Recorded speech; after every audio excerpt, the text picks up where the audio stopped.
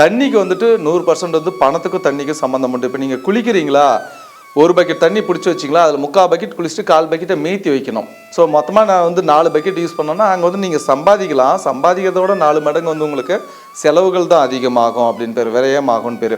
ஒரு வீடு நாங்கள் வாஸ்து பார்க்க போகிறோம் அப்படின்னா அந்த இடத்துல வந்து பைப்பில் தண்ணி சொட்டு சொட்டாக ஒழிக்கிட்டுனா முதல்ல ப்ளம்பரை கூப்பிட்டு அந்த தண்ணியை வந்து அரெஸ்ட் பண்ண சொல்லுவோம். அந்த தண்ணி அங்கே லீக்கேஜ் ஆகிட்டே இருக்கும்போது இவங்களுக்கு கண்ணுக்கு தெரியாமல் பணம் விரயமாயிட்டு இருக்கோம், வீண் விரயங்கள் அப்படின்னு பேர்.